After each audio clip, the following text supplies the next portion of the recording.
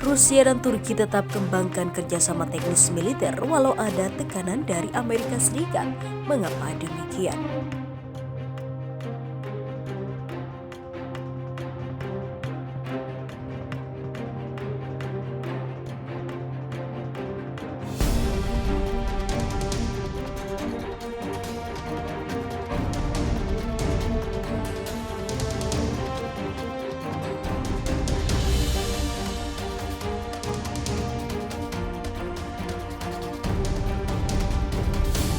Rusia dan Turki menegaskan kembali komitmen untuk mengembangkan kerjasama teknik militer. Meskipun ada tekanan dari Amerika Serikat, Menteri Luar Negeri Rusia Sergei Lavrov mengatakan pada Selasa 29 Desember kemarin tentang hasil pembicaraan dengan Menteri Luar Negeri Turki Mevlut Cavusoglu tersebut. Kami telah menegaskan kembali komitmen timbal balik kami untuk mengembangkan kerjasama teknis militer, kata Lavrov di Sochi, Rusia, seperti dikutip kantor berita TASS. Presiden Rusia Vladimir Putin berkali-kali menunjukkan kami menghargai komitmen utama koalisi Turki kami untuk melanjutkan kerjasama di bidang ini. Meskipun ada tekanan tidak sah yang sedang berlangsung dari samping ujarnya. Washington secara terang-terangan melobi kepentingan produsen Amerika Serikat melalui metode non-pasar dan tidak sah di media. Pada 14 Desember lalu, Amerika Serikat mengumumkan sanksi terhadap kepala industri pertahanan Turki Ismail Demir dan 3 warga negara Turki dengan menggunakan Countering America's Adversaries Through Sanctions atau ACT. Sanksi tersebut Washington jatuhkan karena pembelian sistem pertahanan udara S-400 buatan Rusia oleh Ankara. Sistem tersebut dirancang untuk menghancurkan pesawat, rudal jelajah balistik dan juga termasuk misil jarak menengah. Sementara itu, mimpi buruk Eropa, Rusia dan Cina kembangkan rudal hipersonik, negara barat ketakutan. Sejumlah media Jerman memperingatkan pengembangan senjata hipersonik Rusia dan Cina dengan mengatakan senjata itu menimbulkan mimpi buruk bagi keamanan Eropa. Melansir Express.co.uk, Gerhard Heckmann, seorang jurnalis di Die Welt, mengatakan adopsi rudal hipersonik Moskow dan Beijing menandai spiral ancaman baru ke Eropa dari Rusia dan Cina. Reporter itu mencatat ketakutan baru-baru ini terhadap pangkalan militer Amerika Serikat di Ramstein, di mana Jerman menggambarkannya sebagai kekuatan destruktif persenjataan Rusia. Heckmann juga mengatakan pangkalan Amerika Serikat disiagakan ketika sebuah kapal selam Rusia melakukan uji rudal balistik antar benua atau ICBM. Sementara Amerika Serikat terus-menerus waspada terhadap ancaman, dia menambahkan senjata hipersonik yang hampir tidak mungkin untuk dicegah. Dengan munculnya apa yang disebut senjata hipersonik, rantai peringatan yang ada tentang peluncuran rudal dan sistem rudal anti-balistik menjadi tidak berguna dan waktu untuk beraksi terhadap peluncuran berkurang secara drastis, jelas Heckmann.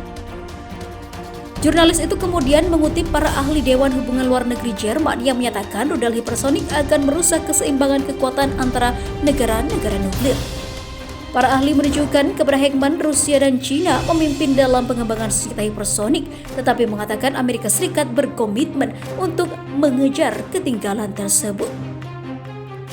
Departemen Pertahanan Amerika Serikat mengumumkan awal tahun ini bahwa mereka telah mendirikan pangkalan baru untuk mengembangkan senjata hipersonik dengan tujuan untuk menerjunkan kemampuan senjata hipersonik yang diluncurkan dari udara dan juga bernafas udara dalam waktu 3 tahun.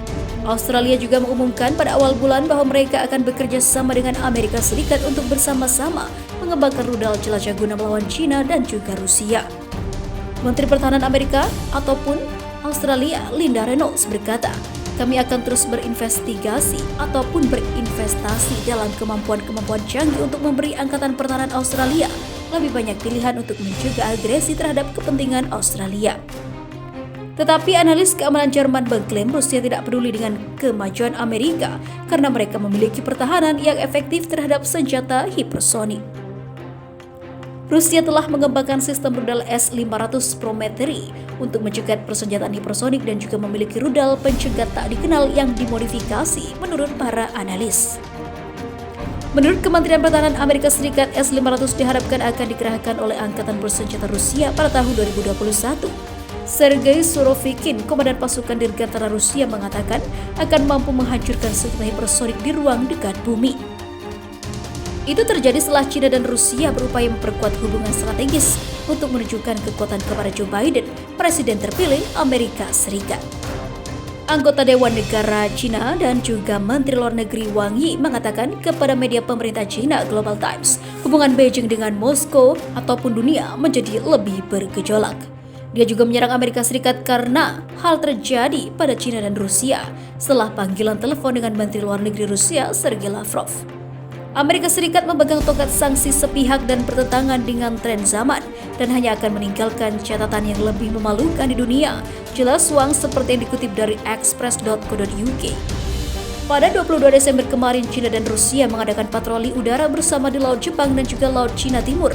China mengirim 4 strategis H-6K berkemampuan nuklir untuk membentuk formasi bersama dengan 2 Tu-95 Rusia yang terkenal untuk melakukan patroli bersama sebagai bagian dari rencana kerjasama militer tahunan antara kedua negara. Pengumuman dari Menteri Pertahanan China dan juga Rusia menjelang latihan mengatakan latihan itu bertujuan untuk lebih mengembangkan kemitraan strategis komprehensif China-Rusia di era baru dan juga meningkatkan tingkat koordinasi strategis kedua militer dan juga kemampuan operasional bersama-sama serta menjaga stabilitas strategis global. The Global Times mengutip pakar China yang mengatakan latihan itu akan menjadi rutinitas di masa depan, ungkapnya. Di sisi lain, Rusia mengatakan penyelesaian politik dari konflik Israel-Palestina berpotensi runtuh. Mengapa demikian? Proses mencari penyelesaian politik dari konflik Israel-Palestina menghadapi masalah signifikan dan berpotensi runtuh. Menteri Luar Negeri Rusia Sergei Lavrov mengatakan, risiko runtuhnya keputusan politik dalam bidang konflik Israel-Palestina sama nyatanya dengan sebelumnya. Situasinya sangat serius, seperti dikutip dari TASS. Lavrov mengungkapkan hal itu pada konferensi pers bersama menyusul pembicaraan dengan Menteri Luar Negeri pemerintah Libya untuk Kesepakatan Nasional Mohamed Siala di Moskow. Peran PBB yang bertanggung jawab dan memimpin dibutuhkan di sini, seperti dalam kasus lain untuk melanjutkan pembicaraan langsung antara Palestina dan Israel dengan dukungan kuat dan mediator internasional dan juga negara-negara Arab, bukan dia.